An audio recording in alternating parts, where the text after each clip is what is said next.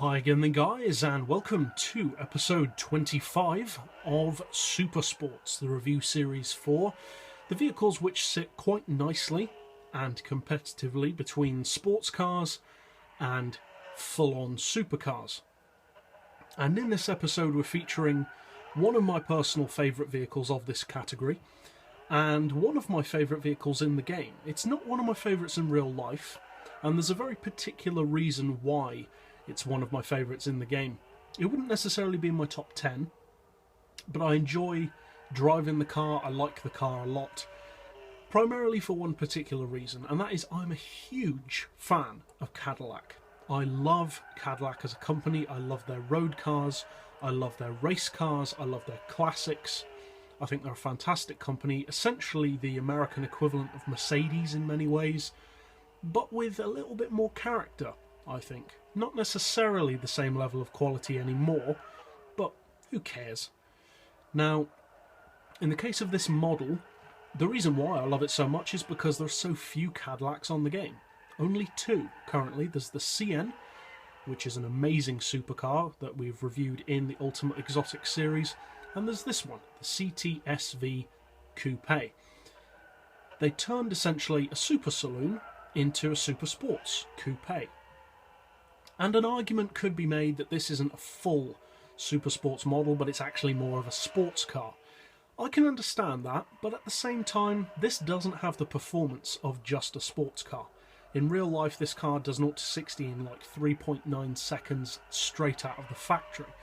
That's not just a sports car, that's a SuperSports. It has the 4-seat layout of something like a GTR, but the rear-wheel drive and the torque of a typical American muscle car. So for many people, it combines that practicality and that brute, manic, animal nature perfectly. I know it does for me. I love everything about this car.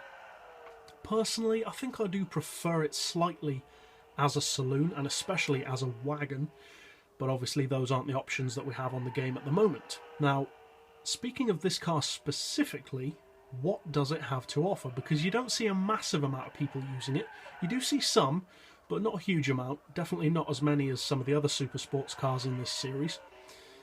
But you get, as with many American exotics, a very strong spec. 6.2 litres, V8 rear-wheel drive, and you can supercharge it up to a supercar rivaling 891 horsepower. It also puts out 825 foot-pounds of torque, not surprisingly at all for an American V8 sports car slash super sports car, and it weighs in at quite a bit, to say the least. Again, not too surprisingly, not only for an American car, but also for, as it is, a luxury exotic. It weighs in, even with the full weight loss package, at 1,440 kilos, so it's definitely no featherweight. Happily, however, it handles that weight, and it handles itself, its proportions, the way it corners very, very well. There's very little body roll. The car translates very well, actually, into a coupe.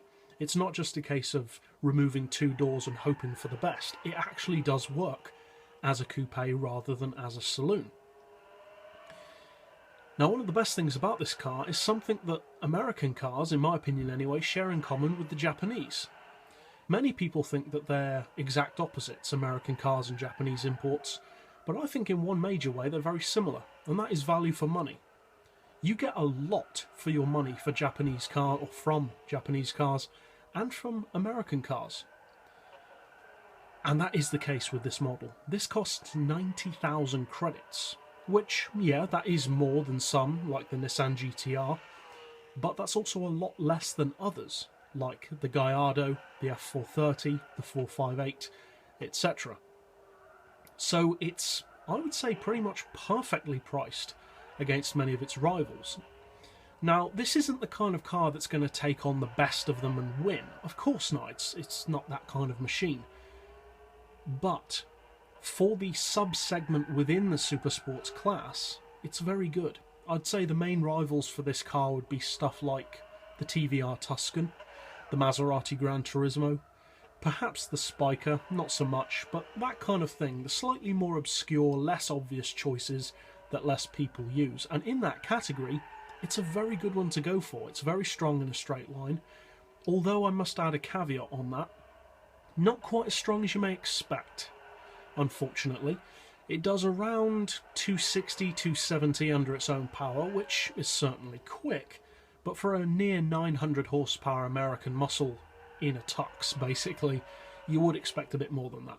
Now, it doesn't do more than that, and that's just the way things are, but I would have personally expected it to do maybe 275, 280 even. But as it is, it still has a good top speed. Not a great top speed, but good. The acceleration is strong thanks to the torque, and the handling is surprisingly malleable. It's not necessarily beginner friendly, or not as beginner friendly as some, but certainly not difficult to drive compared to something like a Corvette even. And the Corvette isn't that difficult to drive. So if you're looking for an American alternative, and also, apart from being an American, just an interesting alternative to the mainstream European exotics and perhaps some Japanese like the GTR, you may want to take a look at this Cadillac. So that's it for this episode. I'll see you guys next time, and as always, thanks for watching.